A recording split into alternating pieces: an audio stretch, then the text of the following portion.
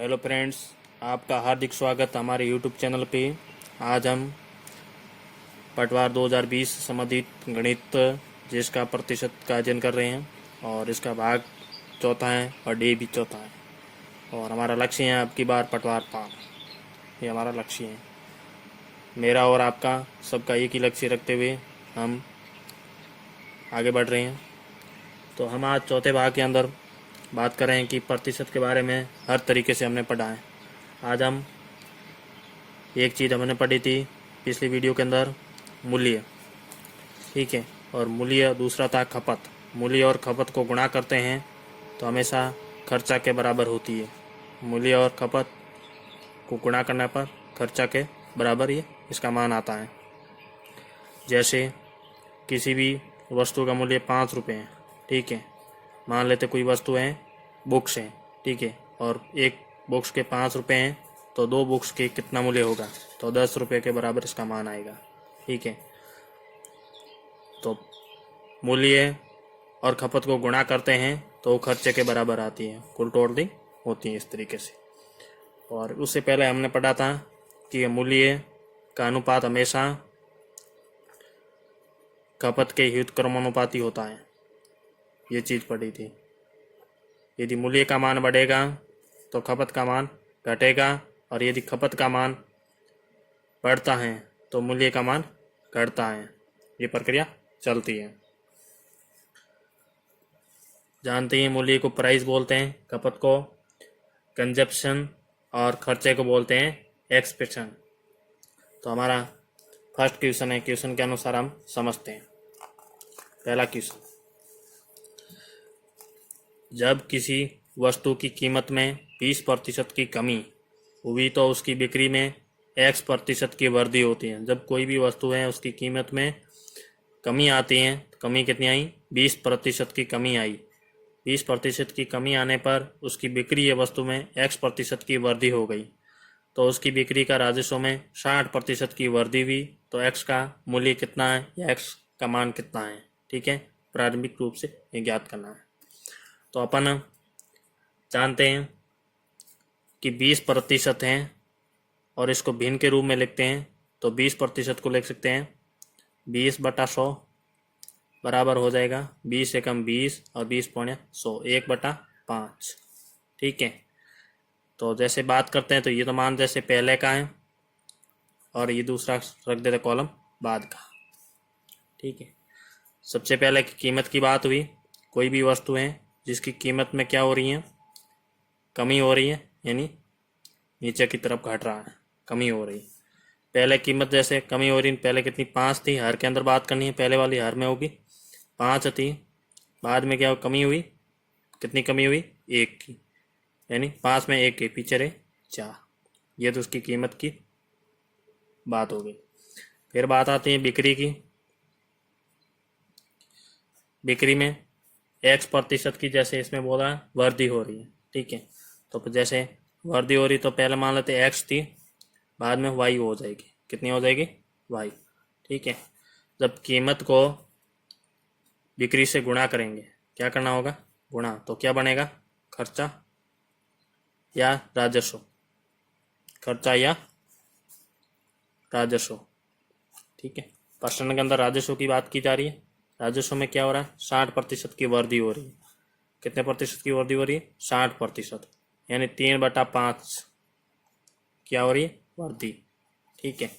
तो राजस्व पहले कितना, हर के अंदर 5 है, तो पहले का कितना है 5, फिर वृद्धि हो रही है, वृद्धि में बढ़ रहा है, तो 5 कितनी हो रही, 3 की, तो 5 और 3 कितने हो गए, 8। यदि घट जाता तो 5 में से 3 घटा देते, और यहाँ बढ़ रहा है तो जोड़ दिए, 5 और 3 8, ठीक है।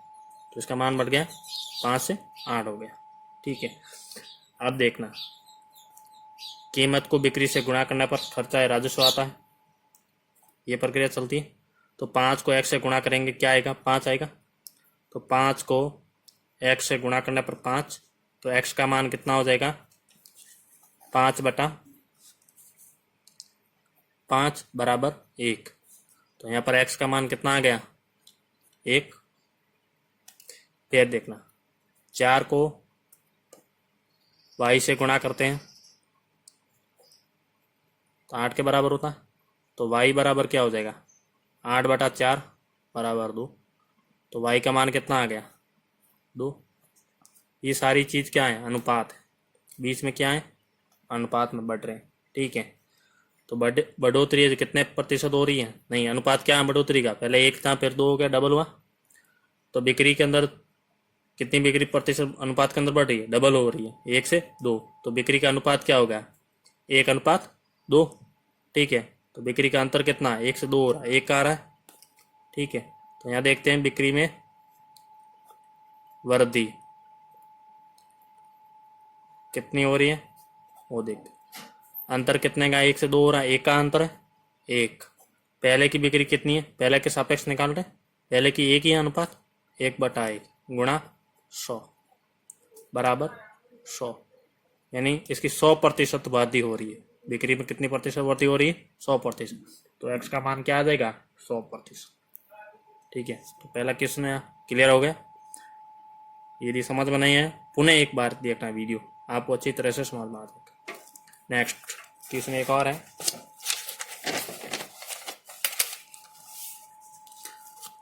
अब इस क्वेश्चन सेम क्वेश्चन है करते हैं हल। क्या लिखा है, पंखे की कीमत में 20% की कमी होने पर बिक्री में 40% की वृद्धि हुई तो राजस्व पर क्या प्रभाव होगा। एक पंखा, तो क्वेश्चन क्या है, पंखे की कीमत में 20% की कमी होने पर बिक्री में 40% की वृद्धि हुई तो राजस्व पर क्या प्रभाव पड़ेगा। पहले तो यहाँ राजस्व बिक्री का एक्स का मान पूछा हुआ था, अब क्या दे दिया राजस्व का दे दिया, और बिक्री का यहाँ मान दे रखा है 40% की वृद्धि हो रही है। तो यहाँ देख रहे हैं कि पंखे के अंदर वृद्धि हो रही है, कीमत के अंदर हो रही है 20% की वृद्धि, यानी 20% की वृद्धि 20/100 बराबर हो जाएगा 1/5। वृद्धि हो रही है कमी हो रही है, या कमी हो रही है, कमी यानी नीचे की तरफ, ठीक है। फिर बिक्री में क्या हो रहा है 40% है, 40/100 बराबर 2/5 वृद्धि हो रही ऊपर की तरफ, चल गया। अब देखना ये तो पहले का मान और ये बाद का, पहले क्या दे रखा है कीमत 20% की कमी हो रही, ठीक है। तो पहले कितनी 5 थी, कमी यानी 5 से 1 कम 4। बिक्री पहले कितनी आई 5 आ रही,